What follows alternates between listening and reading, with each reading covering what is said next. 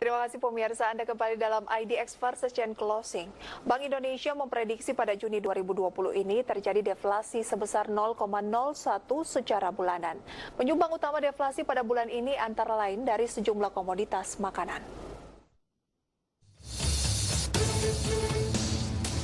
Bank Indonesia memprediksi inflasi pada bulan Juni 2020 sebesar minus 0,01% atau terjadi deflasi secara bulanan. Dengan demikian, secara tahun kalender inflasi Juni sebesar 0,90% dan secara tahunan sebesar 1,76%. Kepala Departemen Komunikasi Bank Indonesia Oni Wijanarko dalam siaran persnya akhir pekan lalu menyatakan, penyumbang utama deflasi pada periode Juni 2020 antara lain berasal dari komoditas bawang putih sebesar minus 0,04% secara bulanan, cabai merah, jeruk dan tarif angkutan udara masing-masing sebesar 0,03%, cabai rawit, gula pasir dan emas perhiasan masing-masing sebesar minus 0,02%, serta minyak goreng sebesar minus 0,01% secara bulanan.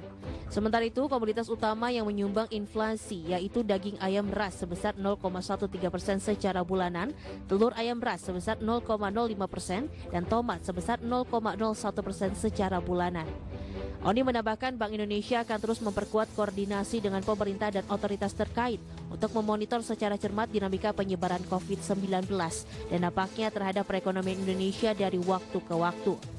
Bank Indonesia juga akan menentukan langkah-langkah koordinasi kebijakan lanjutan yang perlu ditempuh untuk menjaga stabilitas makroekonomi dan sistem keuangan, serta menopang pertumbuhan ekonomi Indonesia tetap baik dan berdaya tahan.